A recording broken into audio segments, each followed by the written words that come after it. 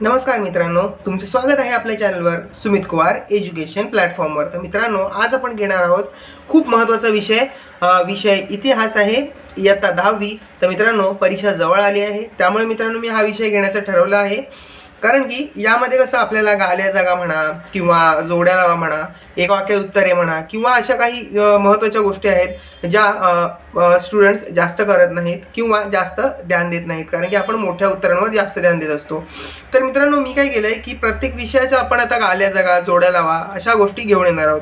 तर मित्रांनो, हा यातला पहिला व्हिडिओ आहे। तर मित्रांनो, आपण सुरू करणार आहोत इयत्ता 10वी विषय इतिहास। आपण यामध्ये 9च्या 9 धडे घेतलेले आहेत, त्यामध्ये यांची सगळी गाळांतरे आपण बघणार आहोत। तर मित्रांनो, चला वेळ न घालवता सुरुवात करूया। तर मित्रांनो, प्रथमतः धडा पहिला, यामध्ये रिकाम्या जागा भरा आपण पाहूया या धड्याच्या। तर बघा, पहिला, इतिहासाची चिकित्सापूर्वक मांडणी करणाऱ्या संशोधकाला टिंबटिंब इतिहासकार म्हणतात। तर मित्रांनो, याचं नाव आहे इतिहासकार म्हणतात। ओके, इतिहासाची चिकित्सापूर्ण मांडणी करणाऱ्या संशोधकाला इतिहासकार असे म्हणतात। दुसरा प्रश्न, ऐतिहासिक घटकाच्या लिखित नोंदी करणाऱ्या परंपरेच्या सुरुवात मेसोपोटेमियामधील सुमेर या संस्कृतीमध्ये झाली। कुठल्या संस्कृतीमध्ये झाली? तर सुमेर या संस्कृतीमध्ये झाली। 3, उपलब्ध पुराव्यांचे चिकित्सापूर्वक संशोधन। उपलब्ध जे पुरावे आहेत त्यांचं चिकित्सापूर्वक संशोधन करून घटनांची मांडणी करणाऱ्या लेखन पद्धतीलाच इतिहास लेखन असे म्हणतात। ओके। चौथा, 19व्या शतकातील इतिहास लेखनाच्या पद्धतीवर कुठल्या विचारांचा प्रभाव होता? तर मित्रांनो, लिओपोल्ड रांके या विचारांचा प्रभाव होता। प्रश्न 5वा, 20व्या शतकाच्या सुरुवातीस फ्रान्समध्ये ॲनल्स नावाने ओळखली जाणारी इतिहास लेखनाची प्रणाली उदयास आली। कुठल्या शतकामध्ये? तर 20व्या शतकामध्ये फ्रान्समध्ये ॲनल्स नावाने ओळखली जाणारी इतिहास लेखनाची प्रणाली उदयास आली। 6, आर्किओलॉजी ऑफ नॉलेज। ओके, हा ग्रंथ कोणी लिहिला? तर हा लिहिला होता मायकेल फुको यांनी लिहिला होता। हा महत्त्वाचा प्रश्न होऊ शकतो मित्रांनो। प्रश्न 7वा, हिस्ट्री हा शब्द प्रथम इसवी सन पूर्व 5व्या शतकात होऊन गेलेल्या कुठल्या ग्रीक इतिहासकाराने त्याच्या ग्रंथाच्या शीर्षकासाठी वापरला आहे? तर मित्रांनो, हिरोडोटस। कुठला? हिस्ट्री हा शब्द कुणी वापरला? तर हिरोडोटस याने वापरला। तर मित्रांनो, आपला धडा पहिला हा पूर्ण झालेला आहे। तर मित्रांनो, पाहिजे असेल तर तुम्ही हा बघा स्क्रीनशॉट काढू शकता। मी थांबतो थोडा वेळ। ओके, तुम्ही व्हिडिओ पॉज करून घेऊ शकता। चला, दुसऱ्या धड्याकडे वळूया। प्रश्न पहिला, प्रिमिटिव्ह कम्युनिझम टू स्लेव्हरी हे पुस्तक टिंबटिंब इतिहास लेखकाचे उदाहरण आहे। तर कुठलं? मार्क्सवादी इतिहास लेखनाचे उदाहरण आहे। ओके। प्रश्न दुसरा, भारतीय पुरातत्व सर्वेक्षण खात्याचे पहिले संचालक कोण? भारतीय पुरातत्व सर्वेक्षण खात्याचे पहिले संचालक कोण? अलेक्झांडर कनिंघहॅम। ओके। प्रश्न तिसरा, स्त्री पुरुष तुलना हे पुस्तक कोणी लिहिले? हे पुस्तक कोणी लिहिलं? ताराबाई शिंदे यांनी लिहिलं। प्रश्न चौथा, हितोपदेश हा संस्कृत भाषेचा अनुवाद जर्मन भाषेत कोणी केला? तर फ्रेडरिक मॅक्स म्युलर। तर प्रश्न 5वा मित्रांनो, महाराष्ट्रातील राष्ट्रवादी इतिहास लेखनास विष्णुशास्त्री चिपळूणकर यांच्यापासूनच प्रेरणा मिळाली। महाराष्ट्रातील राष्ट्रवादी इतिहास लेखनास विष्णुशास्त्री चिपळूणकर यांच्यापासूनच प्रेरणा मिळाली। प्रश्न 6वा, 7व्या शतकामध्ये बाणभट्ट या कवीने लिहिलेले हर्षचरित संस्कृत काव्य ऐतिहासिक चरित्र ग्रंथाच्या स्वरूपात आहे। 7व्या शतकात बाणभट्ट या कवीने लिहिलेले हर्षचरित संस्कृत काव्य ऐतिहासिक चरित्र ग्रंथाच्या स्वरूपात आहे। माफ करा।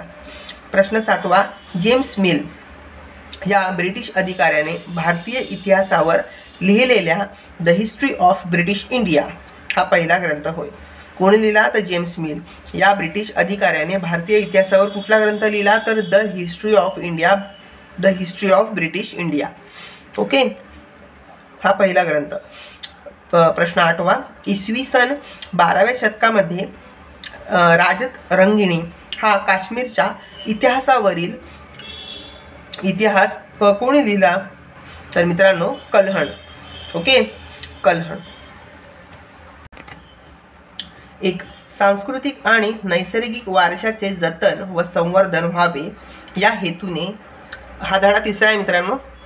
एक, सांस्कृतिक आणि नैसर्गिक वारशाचे जतन व संवर्धन व्हावे या हेतूने युनेस्को या जागतिक संघटनेने दिशा निर्देशक तत्वे जाहीर केलेली आहेत.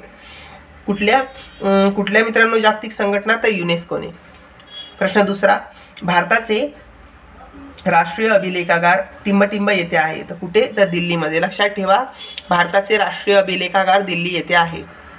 प्रश्न तिसरा, भारतातील बेंगळूर या शहरामध्ये असणाऱ्या या Srishti institute of arts design and technology या संस्थेत कुठल्या विषयावर संशोधन चालत आहे तर जनांसाठी इतिहास. ओके, जनांसाठी इतिहास. तर यामध्ये 2 प्रश्न येतात बघा. भारतातील बेंगळूर या शहरामध्ये असणाऱ्या Srishti institute of arts design and technology या संस्थेत कुठल्या विषयावर संशोधन चालत आहे तर जनांसाठी इतिहास. ओके, असे 2 प्रश्नांची उत्तरे आपल्याला विचारू शकतात इथे, कुठल्या शहरामध्ये आणि कुठल्या विषयावर. प्रश्न चौथा, जगातील सर्वात प्राचीन संग्रहालय टिंबटिंब या शहराचे उत्खनन करताना सापडले. कुठले तर ऊर या शहराचे. प्रश्न 5वा, तत्वज्ञान ही विज्ञान आणि इतर सर्वच ज्ञान शाखांची जननी मानली जाते. तत्वज्ञान ही विज्ञान आणि इतर सर्वच ज्ञान शाखांची जननी मानली जाते. तर मित्रांनो स्क्रीनशॉट काढून घेऊ शकता तुम्ही. चला आता पुढच्या धड्याकडे वळूया. धडा चौथा. प्रश्न पहिला, चित्रकला व शिल्पकला यांचा दृक कलांमध्ये समावेश होतो. चित्रकला व शिल्पकला यांचा दृक कलांमध्ये समावेश होतो. ओके. प्रश्न दुसरा, मथुरा शिल्पशैली कुठल्या काळात उदयास आली. मथुरा शिल्पशैली कुठल्या काळात उदयास आली तर कुशाण या काळात उदयास आली. प्रश्न तिसरा, अजिंठा लेण्यांमधील चित्रांच्या प्रतिकृती, अजिंठा लेण्यांमधील चित्रातील प्रतिकृती बनवण्याचे महत्त्वाचे काम पेस्तनजी व बोमनजी यांनी केले. कुणी केले? पेस्तनजी आणि बोमनजी. पेस्तनजी व बोमनजी यांनी केले. प्रश्न चौथा, प्राचीन भारतीय वाङ्मयामध्ये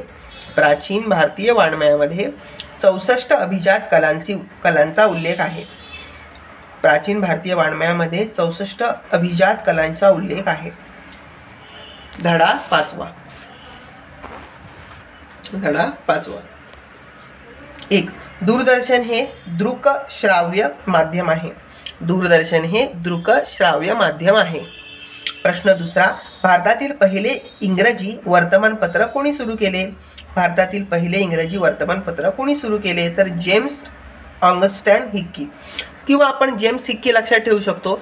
जेम्स हिक्की खूप म्हणजे बोलतात ना सोपं होईल तुम्हाला लक्षात ठेवण्यासाठी, कारण की ह्याचं हे जे ऑगस्टन हे नाव आहे ते काय मुलांना कठीण वाटू शकतं. त्यामुळे जेम्स हिक्की हे लक्षात ठेवा, पहिले इंग्रजी वर्तमानपत्र सुरू करणारे. प्रश्न तिसरा, मराठी भाषेतील पहिले वृत्तपत्र कोणते तर दर्पण. पहिले वृत्तपत्र लक्षात ठेवा, वृत्तपत्र मराठीतील पहिले कुठले तर दर्पण. आणि प्रश्न चौथा आहे, मराठी भाषेतील पहिले नियतकालिक कोणते. माफ करा, मराठी भाषेतील पहिले नियतकालिक कुणी सुरू केले तर बाळशास्त्री जांभेकर, आणि त्या नियतकालिकाचे नाव काय होते तर दिग्दर्शन.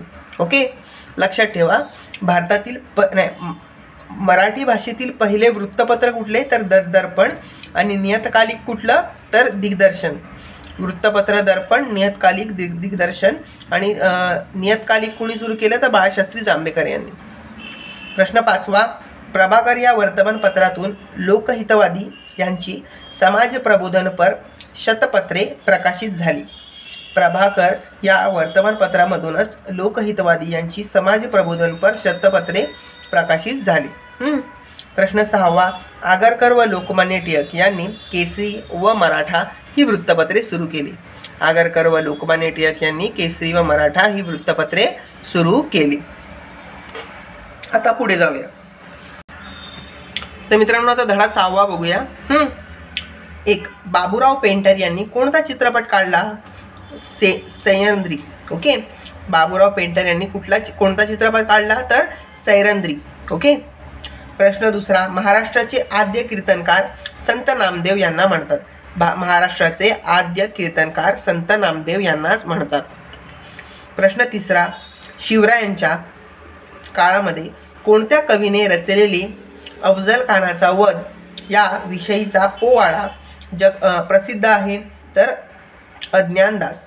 शिवरायांच्या काळामध्ये कोणत्या कवीने रचलेली अफजल खानाचा वध या विषयाचा पोवाडा रचलेला अफजल खानाचा वध या विषयाचा पोवाडा प्रसिद्ध आहे? तर अज्ञानदास हे कवी आहेत ते. प्रश्न 4. मराठी रंगभूमीचे जनक म्हणून कोणाला ओळखले जाते? तर विष्णुदास भावे.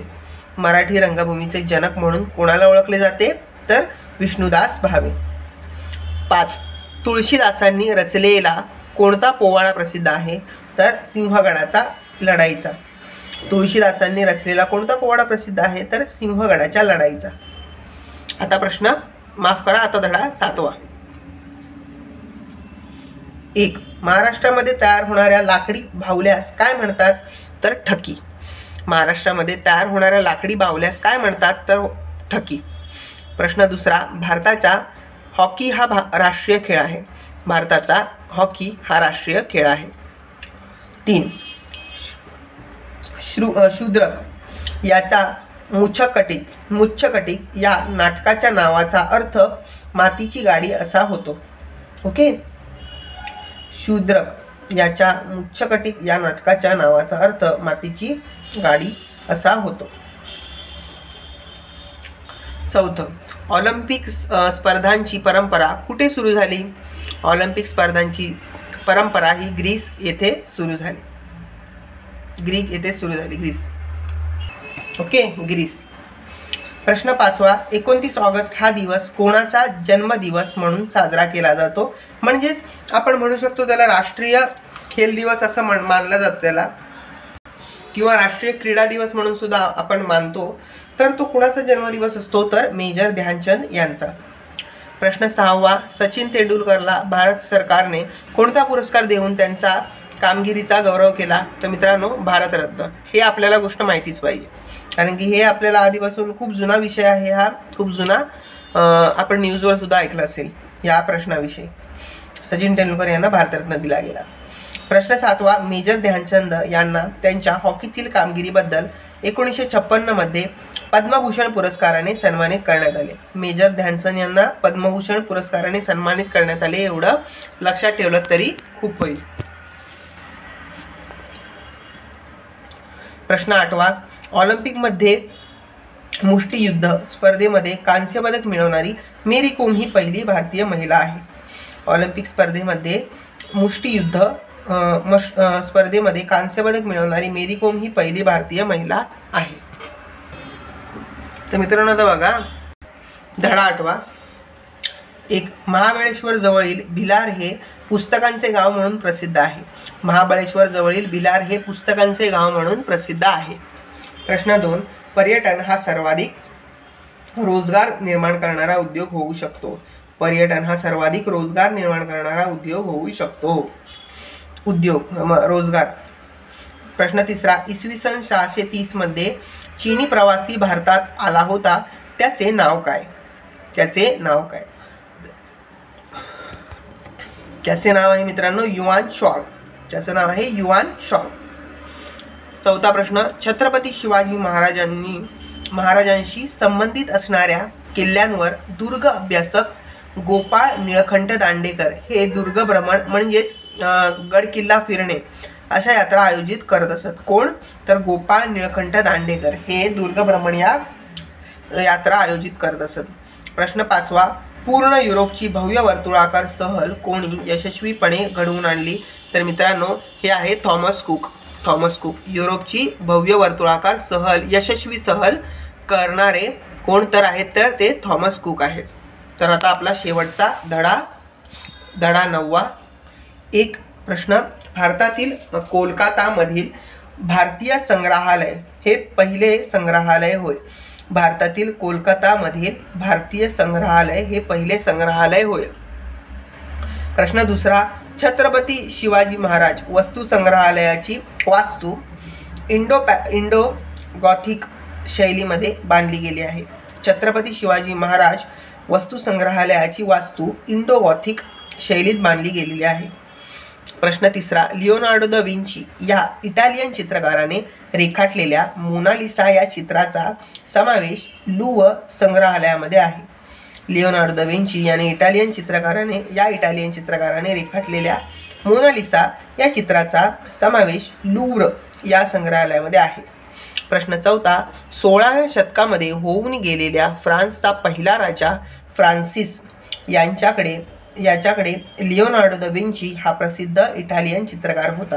कोणाकडे होता तर 16व्या शतकातील फ्रान्सचा पहिला राजा कोण होता? फ्रान्सिस. त्यांच्याकडे लिओनार्डो द विंची हा प्रसिद्ध इटालियन चित्रकार होता. प्रश्न पाचवा, इसवी सन पूर्व 7व्या शतकातील मेसोपोटेमिया मधील आसिरियन साम्राज्याचा सम्राट अशुरबानिपाल याचे ग्रंथालय सगळ्यात प्राचीन समजले जाते.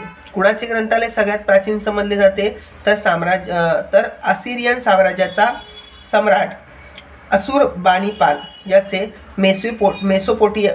मेसोपोटेमियामधील संग्रहालय सगळ्यात मोठे आणि सगळ्यात प्राचीन समजले जाते. प्रश्न 6वा, भारतातील पहिले सरकारी अभिलेखागार सन 1891 मध्ये इम्पिरियल रेकॉर्ड डिपार्टमेंट या नावाने कोलकाता येथे स्थापन झाले. भारतातील पहिले सरकारी अभिलेखागार सन 1891 मध्ये इम्पिरियल रेकॉर्ड डिपार्टमेंट या नावाने कोलकाता येथे स्थापन झाले. प्रश्न 7वा आणि शेवटचा, छत्रपती शिवाजी महाराजांच्या कार्यकाळामध्ये कुठल्या महत्त्वाचा कोश मानला जातो?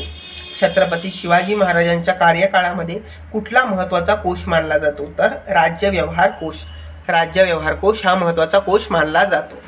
तर मित्रांनो, तुम्हाला ह्या प्रत्येक धड्याच्या रिकाम्या जागाचा संच कसा वाटला मला कमेंट्समध्ये नक्की लिहून पाठवा. तुम्ही जर चॅनलवर नवीन असाल तर चॅनल लाईक, शेअर आणि सबस्क्राईब करायला विसरू नका. बाजूची बेल आयकॉनसुद्धा दाबा, जेणेकरून येणारे नवीन व्हिडिओ तुम्हाला प्रथमतः पाहायला मिळतील. तर मित्रांनो, भेटूयाच असे नवीन विषय आणि त्यांचे रिकाम्या जागा किंवा असे एक मार्काचे प्रश्न उत्तरं घेऊन आपल्या यूट्यूब चॅनलवर. तर मित्रांनो, सध्या परीक्षा जवळ येत आहे, तर अभ्यास जरूर करा आणि या एक मार्कातूनच मित्रांनो आपल्याला चांगलेच टक्के मिळवता येतील. तर मित्रांनो, असाच अभ्यास करा जेणेकरून आपल्याला चांगले मार्क मिळतील. तर मित्रांनो, व्हिडिओ पूर्ण पाहिल्याबद्दल धन्यवाद. काळजी घ्या.